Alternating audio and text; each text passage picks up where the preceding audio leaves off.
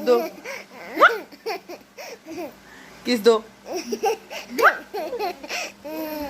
किस दो, किस दो,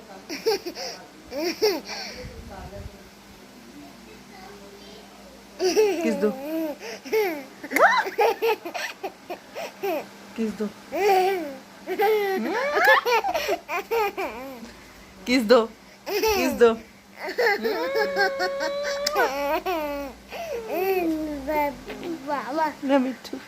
सो ये है आज का हमारा यमी सा लंच। एक्चुअली सब्ज़ी दाल ये खा खा के परेशान हो गए थे बच्चे, तो उन्होंने कहा कि आज आलू की टिक्की बना लें। सो आलू की टिक्की बनाई है अम्मी ने, साथ में मैं हर केचप और दोनों लेती हूँ, अपनी अपनी चॉइस होती है। सो अभी बस बच्चों को भूख लगी हुई है, जल्दी से मैं उनको खाना खिलाऊँगी। अस्सलाम वालेकुम एवरीवन, कैसे हैं आप सभी लोग? उम्मीद है आप लोग बहुत अच्छे होंगे। अल्हम्दुलिल्लाह मैं भी ठीक हूँ। और आज काफ़ी दिनों के बाद मैं ऊपर आई हूँ। वैसे यूजुअली नीचे से ही चली जाती हूँ वहाँ पर, और देखें ये ऊपर से सारी कबर्ड्स भी खुली हुई हैं। जब सामान निकाला था तो इनको बंद भी नहीं किया। एंड अभी कुछ दिन तक मैं यहीं पे रहने वाली हूँ। मतलब मैं स्टोरी जो है वो काफ़ी लंबी है, वो मैं आप लोगों से थोड़ी देर में शेयर करती हूँ। मैंने अपने जो ये बेड शीट्स हैं वो मैंने उस घर से मंगवा ली हैं। मैंने कहा इधर ऑब्वियसली हम लोग रहते नहीं हैं, तो सारा कुछ तो वहाँ पर चला गया हुआ है। सो बेड शीट्स मैंने कहा दिन दिन में ही डाल दूँ, ताकि फिर रात को सोने में आसानी होगी। अगर आके डालूँगी उस टाइम पे बच्चों के सोने का टाइम भी होता है, और बच्चे जो हैं वो नीचे अपनी खाला के साथ खेल रहे हैं। इतनी देर में मैंने कहा अपना व्लॉग भी स्टार्ट कर लेती हूँ, और साथ में ये काम भी हो जाएगा। अपने कमरे में आके अजीब सा लग रहा है, फ़ैन भी आया है, बिस्तरे भी आए हैं, और साथ में पिलोज़ भी आए हैं। सो आज की रात पता नहीं कैसे गुजरने वाली है, बिकॉज अभी हल्का हल्का सा हम लोग थोड़ा सा यूज़ टू हुए थे वहाँ पे सोने का। आई डोंट नो अगर आप लोगों के साथ ऐसा होता है कि नहीं होता, लेकिन हम लोगों के साथ होता है। इवन मेरे साथ और मेरे बच्चों के साथ। मौसम को तो कहीं पे भी सुला दो वो सो जाएंगे, बट मेरे साथ और बच्चों के साथ ऐसा होता है कि हम लोग जब जगह चेंज करते हैं तो हमें नींद नहीं आती। हमें थोड़ा सा टाइम लग जाता है यूज़ टू होने में, उस एटमॉस्फेयर में, उस जगह पे। सो अब वापस यहाँ पर आ गए हैं। शायद नींद आ जाए, शायद नहीं आए, आई डोंट नो क्या होगा। लेकिन मतलब हम लोग यहाँ पर ही अब रहेंगे कुछ दिन तक। सो पहले मैं बेड शीट्स बिछा लेती हूँ, और उसके बाद आपसे शेयर करती हूँ कि हम यहाँ पर क्यों रहने वाले हैं। सामान जो है वो बस इतना ही आया है। मेरे पास और कोई ड्रेस नहीं, यहाँ पर कोई कपड़ा नहीं है। बच्चों के मैं हमेशा साथ कैरी करती हूँ, जैसे आप लोगों को पता है कि बच्चों के साथ कभी भी रिस्क नहीं लेना चाहिए। मैं घर से इवन 2 कदम की दूरी पर भी जाती हूँ, उनके कपड़े, नैपी, वाइप्स, ये सब कुछ साथ लेकर जाती हूँ, बिकॉज बच्चों को कुछ पता नहीं कब गीला कर लें, कब गंदा कर लें। तो आपके पास स्पेयर ड्रेसेस होने चाहिए। सो एटलीस्ट दो दो पेयर मैं दोनों की जो है वो साथ में कैरी करती हूँ। तो बाद में बाकी सारी बातें होती हैं। पहले मैं ज़रा बेड शीट्स वगैरह बिछा लूँ, और फिर बाहर जाकर सुकून में आप लोगों से बात करती हूँ। सो बेड शीट्स जो हैं वो मैंने डाल दी हैं, और बाकी तो सब कुछ क्लीन है। अभी बाहर चलते हैं और जाकर मैं आपको डिटेल में बताती हूँ कि एक्चुअल में रीज़न क्या हुई है।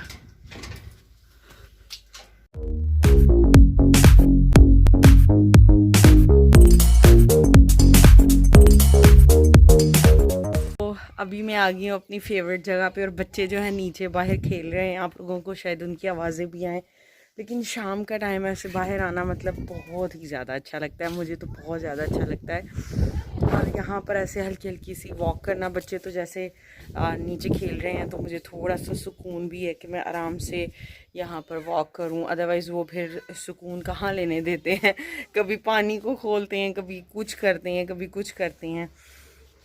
तो सिचुएशन ये हुई है कि कैसे बताऊँ मैं आप लोगों को। मतलब मेरी लाइफ में पिछले 1 महीने से बहुत ज़्यादा अप एंड डाउन चल रहा है। मतलब अजीब ही सिचुएशन हो गई है। मैंने कभी सोचा नहीं था कि जब मैं अम्मी के घर से अपने आप को मतलब जब मैं सेपरेट होंगी तो मेरी लाइफ ऐसे ऐसे टर्न लेगी, और इनिशियली स्टेजेस पे लेगी। बाद में जाकर तो और बात होती है, लेकिन मतलब निकलते ही जो 1-2 दिन में ही मेरी लाइफ जो है वो कम्प्लीटली चेंज हो गई है, जिससे बहुत कुछ मैंने सीखा भी है। ऑब्वियसली इंसान गलती करता है तो सीखता है, जब इंसान गलती नहीं करेगा तो सीखेगा कहाँ से। बट कभी भी गिव अप नहीं करना चाहिए, अल्लाह पे भरोसा रखना चाहिए, अपनी मेहनत करनी चाहिए, और फिर बाकी सारी चीज़ें ज़ाहिर है आपका काम है, आप अच्छी डायरेक्शन में, सीधी डायरेक्शन में चलें। बाकी इंशाल्लाह अल्लाह ताला की ज़ात बेहतर करने वाली है, ज़िंदगी इसी का नाम है।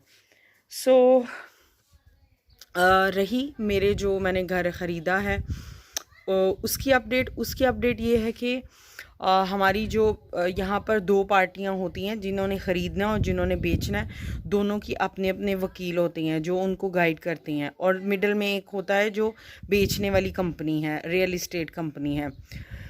सो जो हमारी वकील है उसने बहुत कांटेक्ट किया है और बहुत सारे इश्यूज चल रहे थे, लेकिन वो जा रही है हॉलीडे पे आज। सो आज वो हॉलीडे पे चली गई है, सो ऑब्वियसली उसने आना है अगस्त के एंड पे। सो तब तक तो अब कुछ भी नहीं हो सकता, पहली चीज़।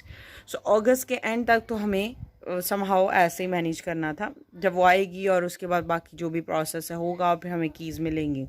सो रही उस जगह की बात जहाँ पे हम लोगों ने रेंट आउट किया हुआ है अभी, तो उनके साथ ऐसा था कि 15 से लेके अगले महीने की 15 तक हम उनको रेंट दे रहे थे। कॉन्ट्रैक्ट तो उन्होंने दिया नहीं है, तो एक ही महीने का भी जो भी सिस्टम था वो हुआ था।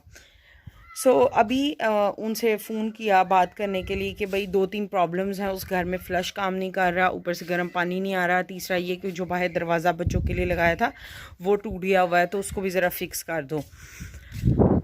तो उन साहब ने कहा कि मेरी तबीयत ठीक नहीं है, और वो काफ़ी ज़्यादा उनको प्रॉब्लम हो रही थी बात करने में, और उनकी आवाज़ से पता चल रहा था इनको सांस का कुछ मसला है।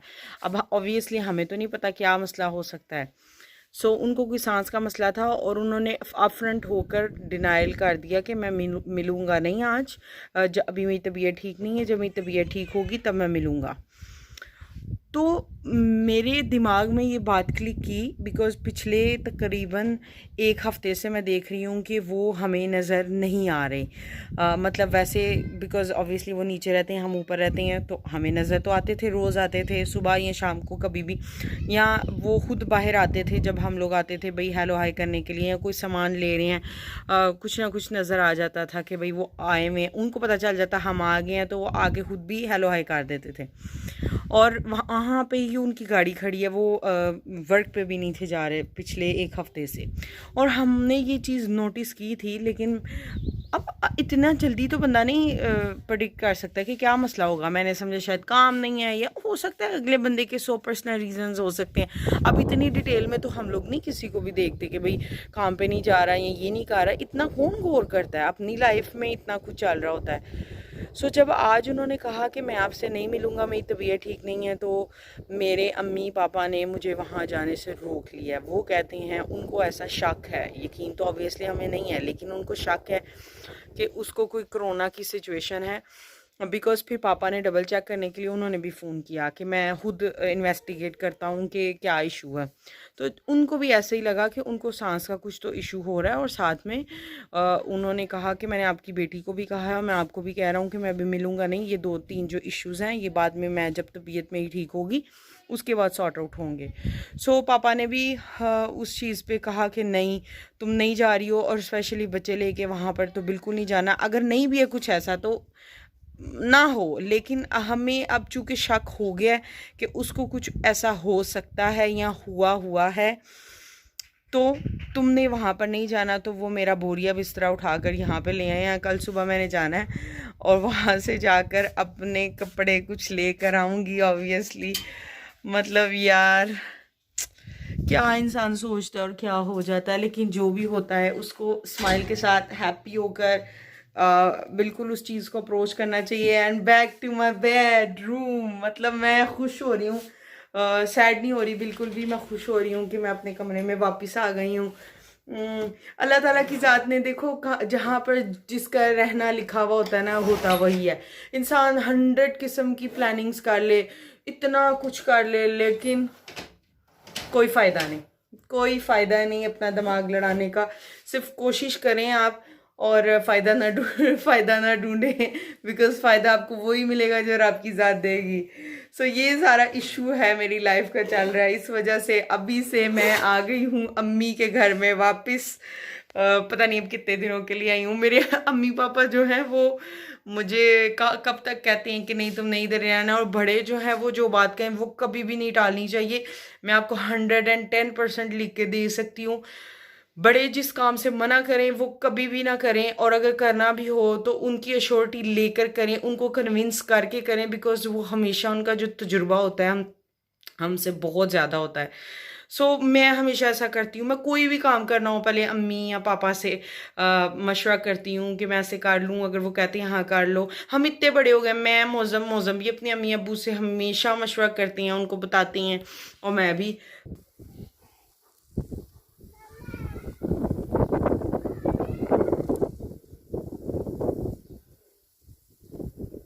किस बच्चे ने हाला को तंग किया हुआ है मोमिना? आपने हाला को तंग किया हुआ है। इधर देखो जरा, क्या किया हाला को तंग किया? क्यों? क्या भाईजान नहीं ऊपर आने दे रहे? चलो भाईजान को देखें। हाँ भाईजान तंग क्यों कर रहे हो? अस्तगफिरुल्लाह, आपको बताया हुआ ना रोड पे रनिंग करें तो क्या होता है? चोट लगती है। सब बातों का पता है, तो फिर क्यों आपने जाना है रोड पे?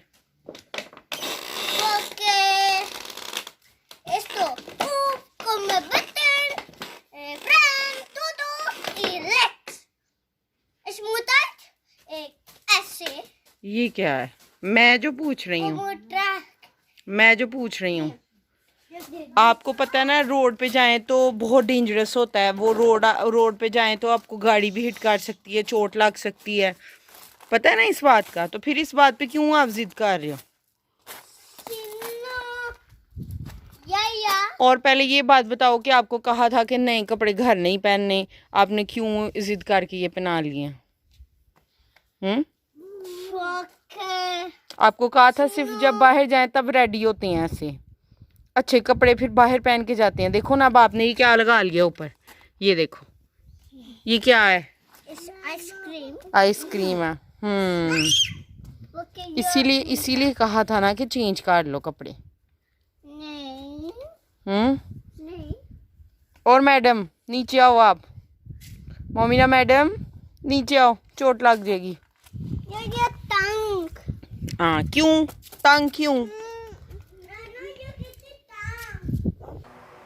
बच्चे दोनों सो गए हैं।